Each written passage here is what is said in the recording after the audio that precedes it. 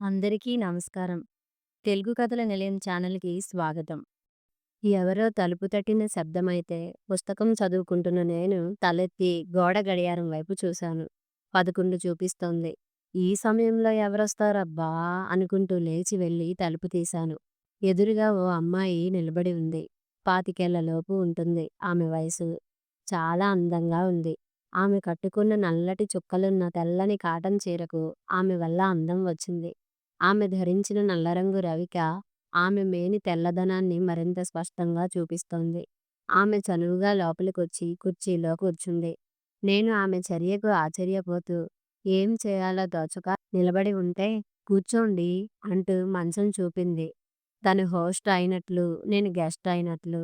నా మెతకదనాన్ని నాలో నేనే తిట్టుకుంటూ మంచంపై కూర్చున్నాను. "నేనెవరో మీకు తెలియదు కదూ" అంది. అవునన్నట్లు తల నిలువుగా ఊపాను. "మీరు మాత్రం నాకు బాగా తెలుసు." ఎలా తెలుసన్నట్లు ఆశ్చర్యంగా చూశాను ఆమె వైపు.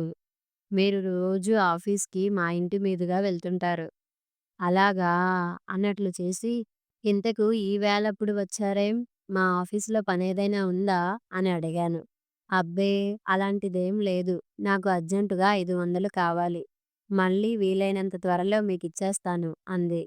నాకు ఒళ్ళు మండింది. మా మధ్య ఏం చనువుందని అంత డబ్బు అప్పుగా అడుగుతోంది? నేను ఆమెను చూడడం, మాట్లాడడం ఇదే మొదటిసారి. మొదటి పరిచయంలోనే అప్పు అడిగే ఈమెను ఎలా అర్థం చేసుకోవాలో అర్థం కాలేదు. ఆమె నా మొహం చూసి, నా మనసులోని భావాలు చదివినట్లుంది. "మీకు ఇష్టం లేకపోతే వద్దు. ఆ 500 మళ్ళీ రాదు అనే అనుమానం మీకుంటే చెప్పండి. ఈ రాత్రంతా మీతోనే ఉండిపోయి మీ రుణం తీర్చుకుంటాను." మళ్ళీ ఆశ్చర్యంగా చూశాను ఆమె వైపు. ఆమె మొహంలో వేళాకోళం లేదు. సీరియస్‌నెస్ ఉంది.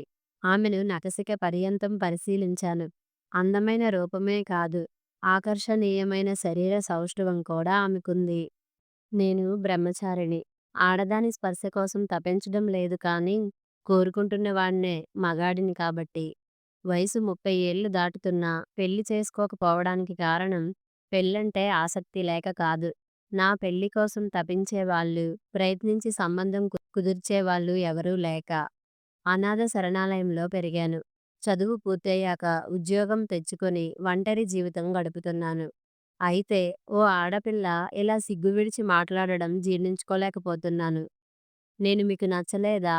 అని అడిగింది నా మౌనం చూసి. "ఎందుకు నచ్చలేదు? బాగా నచ్చారు." "మరైతే ఏమిటి ఆలోచిస్తున్నారు?" "మీరు ఇలా సిగ్గు విడిచి మాట్లాడడానికి కారణం ఏమై ఉంటుందా అని ఆలోచిస్తున్నాను." ఆమె దెబ్బతిన్నట్లు చూసింది. క్షణాల్లో ఆమె కళ్ళ నిండా నీళ్లు నిండాయి. "కారణం ఏమై ఉంటుందో మీరు ఊహించగలరా?" దాదాపు ఏడుస్తూ అందామె. ఊహించలేనట్లు తలూపాను. "ఆకలి. నేను భోజనం చేసి 2 రోజులవుతోంది" అంటూ మొహాన్ని చేతులతో కప్పుకొని భోరున ఏడవసాగింది. నా మనసు కలిచివేసినట్లయింది. ఆమె వైపు జాలిగా చూసి ప్రక్క గదిలోకి వెళ్ళాను. అల్మారాలో ఉన్న బ్రెడ్, బిస్కెట్ ప్యాకెట్, 2 అరటిపళ్ళు తీసుకొని ఆమె చేతిలో పెట్టి "తినండి" అన్నాను. ఆమె తినలేదు. చాలాసేపు అలాగే ఏడుస్తూ ఉండిపోయింది. తర్వాత లేచి నిలబడి "వస్తాను. చాలా థాంక్స్" అంది. "తినలేదేం?" "నాతో పాటు ఆకలిని పంచుకుంటున్న మా అమ్మ, తమ్ముడు, చెల్లి ఇంట్లో ఉన్నారు. ఇవి వాళ్ళతో కలిసి పంచుకుంటాను" అంటూ గుమ్మం వైపు నడిచింది. ఆమె నా గదికి ఎందుకు వచ్చిందో అప్పుడు గుర్తుకొచ్చి "ఆగండి, మీరు డబ్బు అడిగారు" అన్నాను. "వద్దండి, నాకు సిగ్గు, లజ్జ ఉన్నాయి. నన్ను మన్నించండి. అనాథ శరణాలయంలో పెరిగిన నేను అక్కడ మాకు చిన్నప్పటి నుంచి నేర్పిన సూక్తులన్నీ మెదడులోనే కాక మనసులోకి కూడా ఎక్కించుకున్నవాణ్ణి. మీరు అలా మాట్లాడడం నాకు కోపాన్ని తెప్పించింది. కారణం చెప్పాక మిమ్మల్ని అర్థం చేసుకున్నాను. ఆకలి ఎంత బాధాకరమో నాకు తెలుసు. ఉండండి" అంటూ లోపలికి వెళ్ళి 500 తీసుకొచ్చి ఆమె చేతిలో పెట్టాను. "థాంక్స్ అండి. మీ డబ్బు ఎంత త్వరగా వీలైతే అంత త్వరగా ఇచ్చేస్తాను." "అలాగే కానివ్వండి." ఆమె వెళ్ళిపోయింది. కుర్చీలో కూర్చొని పుస్తకం చేతిలోకి తీసుకున్నాను. మనసు చదువుపై లగ్నం కాలేదు. లైట్ ఆఫ్ చేసి పడుకున్నాను. ఆమె గురించే ఆలోచిస్తూ నిద్రలోకి జారుకున్నాను. 2 రోజుల తర్వాత ఓ ఉదయం నా గదికి వచ్చింది ఆమె. ఆ రోజు రాత్రి ఆమెలో కనిపించిన నీరసం, బడలిక ఈరోజు కనిపించలేదు నాకు. చాలా ఉత్సాహంగా ఉంది. ఆ ఉత్సాహం వల్ల ఆమె మరింత అందంగా కనబడుతోంది. మీ వల్ల మా ఆకలి తీరింది. 2 పూటలు కడుపు నిండా తినగలుగుతున్నాం. మీ మేలు ఈ జన్మలో మరిచిపోలేను అంది. అదేం పెద్ద సహాయంలెండి. ఇంతకు మీరెక్కడుంటున్నారు? మీ నాన్నగారేం చేస్తారు? అని అడిగాను. మీ వీధిలోనే మేముంటున్నాం. మా నాన్న ఓ ప్రైవేట్ కంపెనీలో వాచ్‌మెన్‌గా పనిచేసేవారు. తన సంపాదన మొత్తం తాగుడుకే తగలబెట్టేవారు. అందమైన మా అమ్మ ఆయన వల్ల బాధలు పడి, పడి అస్థిపంజరంలా తయారైంది.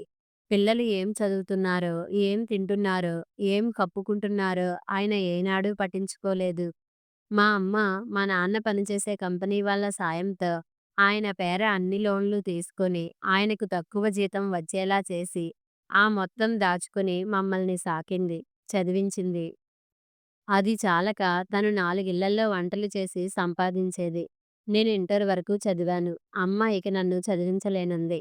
ఉద్యోగం కోసం ప్రయత్నిస్తే నా క్వాలిఫికేషన్‌కి ఏ ఉద్యోగం దొరకలేదు. కాన్వెంట్‌లో టీచర్ ఉద్యోగానికి ప్రయత్నించినా డిగ్రీ అడుగుతున్నారు. అప్పటికి నా బాధలు చెప్పుకొని 2 చోట్ల ఉద్యోగం తెచ్చుకున్నా. మా నాన్న త్రాగి నా కోసం స్కూలుకి రావడం, మా ప్రిన్సిపాల్‌ని, తోటి టీచర్లను అప్పు అడగడం చూసి నాకు ఉద్వాసన చెప్పారు. వారం రోజుల క్రితం మా నాన్న గుండెపోటుతో చనిపోయారు. కంపెనీ వాళ్ళు ఆయనకు రావాల్సినవి ఇంకా సెటిల్ చేయలేదు. వస్తుందని కూడా ఆశించడం లేదు. ఎందుకంటే ఆయన పేర చాలా లోన్లు తీసుకున్నాం కనుక. మా నాన్న పోయాక అమ్మ పనికి వెళ్ళడం మానేసింది. ఇంట్లో చిల్లి గవ్వ లేదు. ఎవరిని అడగాలో తోచలేదు. 2 రోజులు నీళ్లు తాగి గడిపాం. ఇంతలో రోజూ కనిపించే మీరు గుర్తొచ్చారు. ఎందుకనో మీరు మంచివారని, దయగలవారని నాకు తోచింది. అందుకే మీ దగ్గరికి వచ్చాను. నా నమ్మకం వమ్ము కాలేదు. ఆమె కథ విన్నాక ఆమె పట్ల జాలి మరింత కలిగింది నాకు. ఇంత చిన్న వయసులో మీకు ఇన్ని కష్టాలు రావడం దురదృష్టం. సాటి మనిషిగా నాకు వీలైనంత సహాయం నేను తప్పకుండా చేస్తాను. నా ఫ్రెండ్ రఘునాథ్ 'లిటిల్ స్టార్స్' పేరుతో ఓ స్కూల్ నడుపుతున్నాడు. అతను చాలా మంచివాడు. మీకు అతని స్కూల్‌లో ఉద్యోగం కోసం ప్రయత్నిస్తాను అన్నాడు. ఆ పని చేశారంటే మీ మేలు ఈ జన్మలో మరిచిపోలేను అంటూ లేచి చేతులు జోడించింది. మీ పేరు చెప్పలేదు? కళ. ఆమె మీద ఎంతో మంచి అభిప్రాయం కలిగింది నాకు. ఆ అభిప్రాయం ఆ రోజు సాయంత్రం వరకు ఉంది. ఆ రోజు సాయంత్రం ఏం తోచక మా వీధిలోనే ఉంటున్న మా కొలీగ్ అరుణ్ ఇంటికి వెళ్ళాను. అరుణ్ అతని ఫ్రెండ్స్‌తో కార్డ్స్ ఆడుతున్నాడు. వాళ్ళ మధ్య వైన్ బాటిల్స్, గ్లాసులు, పకోడీలు, టేప్‌లో అసభ్యమైన పాటలు. ఆ వాతావరణం నాకు జుగుప్స కలిగించింది. "నువ్వు ఓ చేయి వేస్తావా?" అరుణ్ అడిగాడు నన్ను. "సరదాకైతే ఆడతాను. మీరు డబ్బులు పెట్టి ఆడుతున్నారు కదా!" అన్నాను. "అవును" అంటూ నవ్వి, "ఫ్రెండ్స్, ఇతను మా కొలీగ్ సిద్ధార్థ. పేరుకు తగ్గట్టే బుద్ధిమంతుడు" అంటూ అక్కడున్న వారికి నన్ను పరిచయం చేశాడు. హాయ్ అంటూ పలకరింపుగా నవ్వారు అందరూ. కొంతసేపు ఆట చూస్తూ కూర్చున్నాను. అరుణ్ ఫ్రెండ్ ఒకతను, "అరుణ్, ఆట ఉంది, పాట ఉంది, మందు ఉంది, విందు ఉంది. పొందు కూడా ఉంటే ఎంతో బాగుండేది" అన్నాడు. "అది కూడా అరేంజ్ చేసేవాడిని. కానీ ఆ అమ్మాయి అడ్రస్ తెలియదు నాకు" అన్నాడు అరుణ్. "ఏ అమ్మాయి? మీకు చెప్పలేదు కదూ! వారం రోజుల క్రితం ఓ ఆదివారం రాత్రి ఒక అమ్మాయి వచ్చింది మా ఇంటికి. ఎంతో అందంగా ఉంది.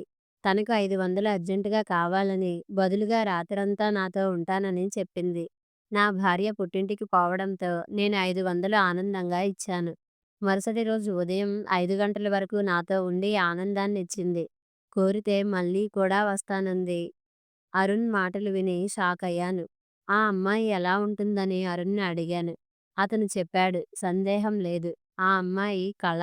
మనసు నిండా బాధ, నిరుత్సాహం కమ్ముకోగా వాళ్ళ దగ్గర సెలవు తీసుకుని ఇంటి దారి పట్టాను.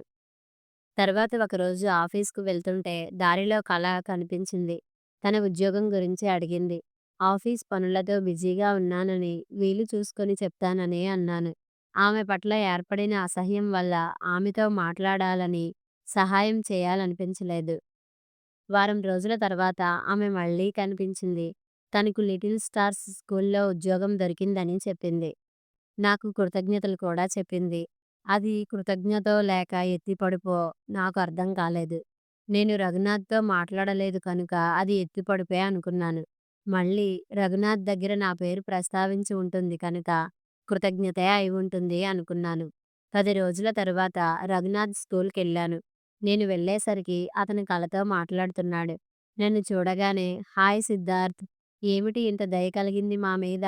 అన్నాడు. నేను కళను గమనించనట్లే రఘునాథ్‌తో చేతులు కలిపి కూర్చున్నాను. ఆమె నా వైపే చూస్తూ కొన్ని క్షణాలు నిలబడి తర్వాత వెళ్ళిపోయింది. ఎవరీ అమ్మాయి? ఇదివరకు చూసినట్లు లేదు మీ స్కూల్లో అన్నాను. ఆమె వెళ్తున్న వైపే చూస్తూ. అదేమిటి నీవేగా పంపింది? ఆమె నీకు తెలియదా? అంటాడనుకున్నాను. కానీ అతను అలా అనలేదు.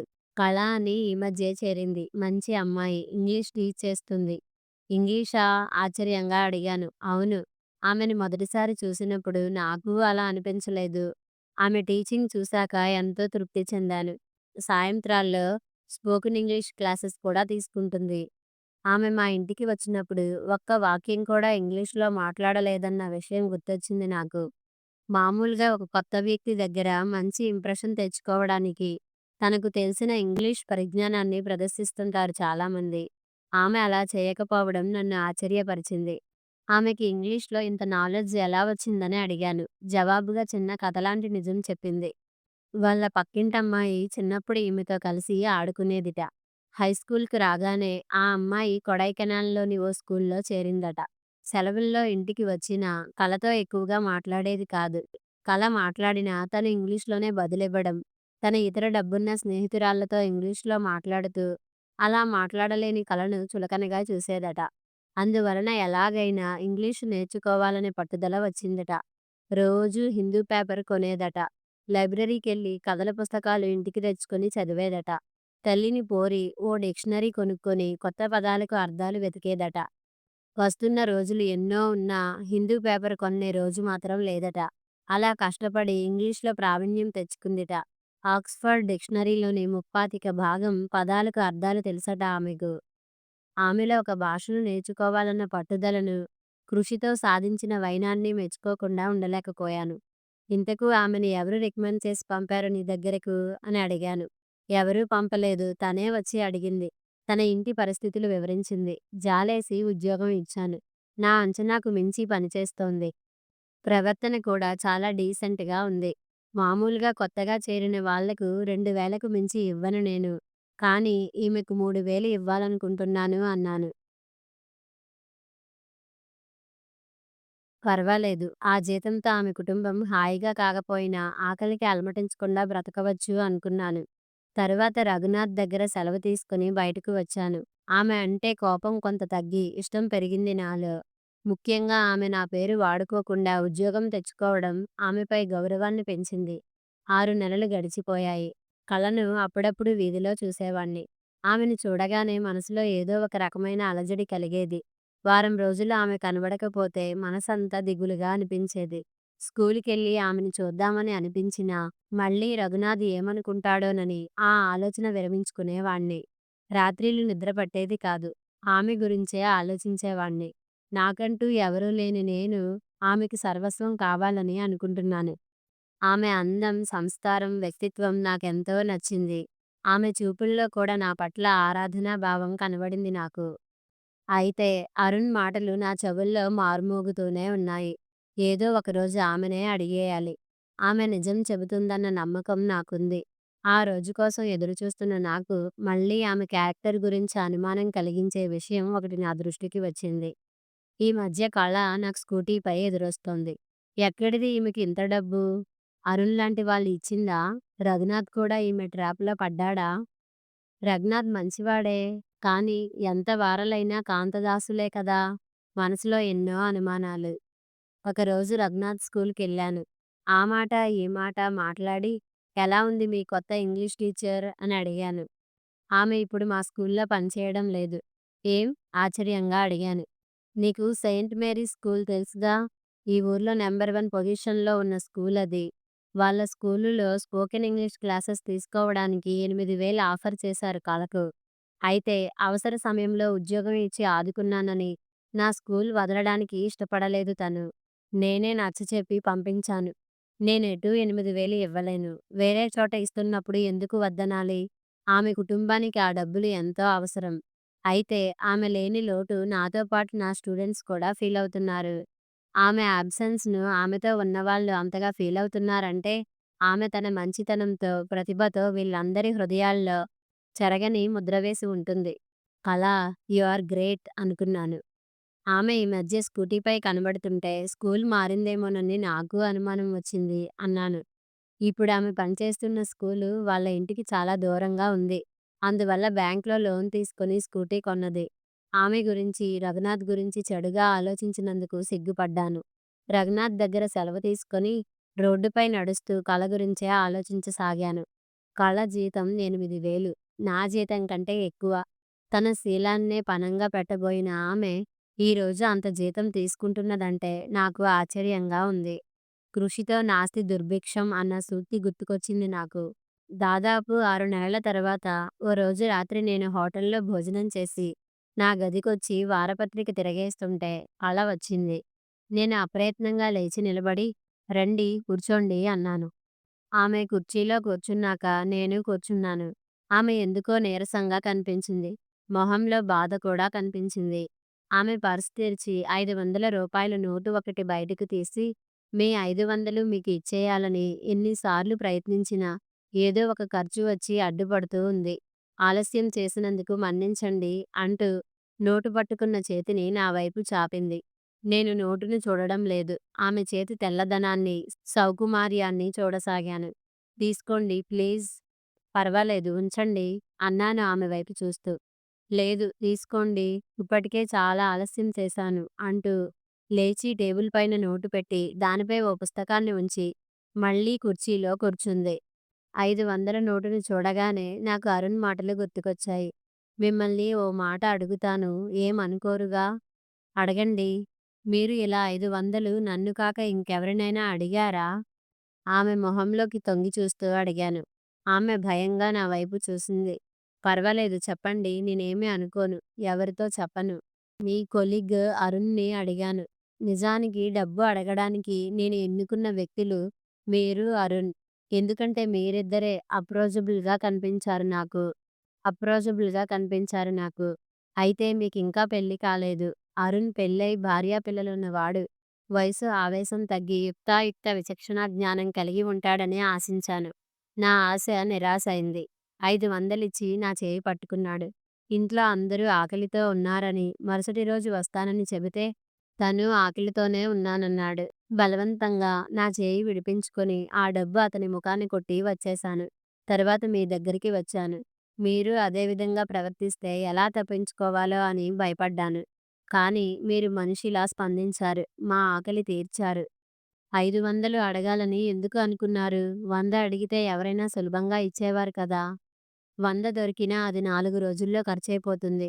500 దొరికితే నాకు ఉద్యోగం దొరికేదాకా మళ్ళీ ఇంకొకళ్ళని అడిగే అవసరం ఉండదని అనుకున్నాను.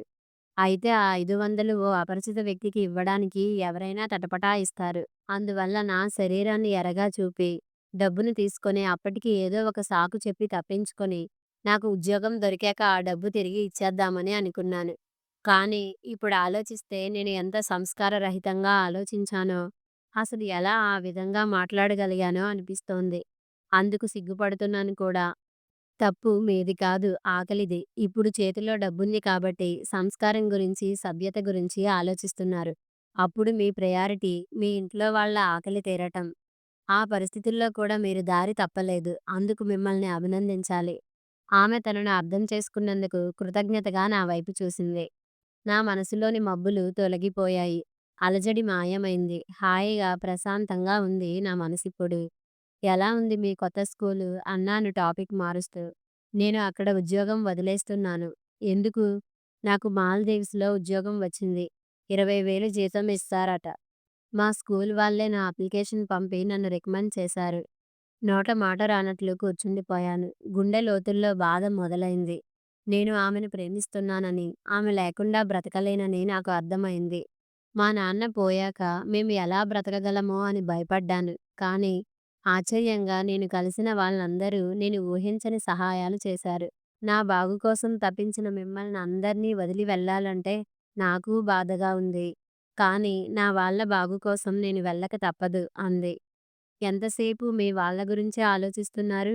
మీ గురించి మీరు ఆలోచించరా? పెళ్లి చేసుకుని ఆనందంగా ఉండాలని లేదా మీకు? కాస్త కోపంగానే అన్నాను. ఎందుకు లేదు? ఎవరైనా మంచి మనిషి మనస్ఫూర్తిగా నన్ను తన జీవితంలోకి ఆహ్వానిస్తే తప్పక పెళ్లి చేసుకుంటాను. ఆ సమాధానం నా మనసుకు ఆనందాన్నిచ్చింది. ఆమెతో ఏదో చెప్పాలని, ఏదైనా మాట్లాడాలని ఉంది. ఏదీ చేయలేకపోతున్నాను. కొత్త ప్రదేశంలో నాకు మంచి జరగాలని ఆశీర్వదించండి అంటూ నా కాళ్ళకి నమస్కరించబోయింది. నేను కంగారుగా దూరంగా జరుగుతూ, నేనంత పెద్దవాణ్ణి కాను అన్నాను. నాకంటే పెద్దవారే అంటూ నమస్కారం చేసింది. ఆమెకు అంతా మంచే జరగాలని మనస్ఫూర్తిగా దీవించాను. నా కళ్ళ నిండా నీరు నిండింది. వెళ్ళొస్తాను. 2 చేతులు జోడించి దీనంగా నా వైపు చూసి బయటకు నడిచింది. ఆ చూపులో నేను వెతుకుతున్నది దొరికినట్లు అనిపించింది నాకు. కళా! అని పిలిచాను. వెనక్కి తిరిగి ఏమిటన్నట్లు చూసింది. మీరు మాల్దీవ్స్‌కు వెళ్ళే తీరాలా? నా జీతంతో, ఇక్కడ మీకు వచ్చే జీతంతో మనం ఐదుగురం బ్రతకలేమా? ఆమె కళ్ళు ఆశ్చర్యంతో వెడల్పయ్యాయి. మొహం ఆనందంతో విప్పారింది. ఐ లవ్ యూ కలా! ఆమె పరుగున వచ్చి నా ఎదపై వాలిపోయింది. నా చేతులు ఆమెను చుట్టుముట్టాయి.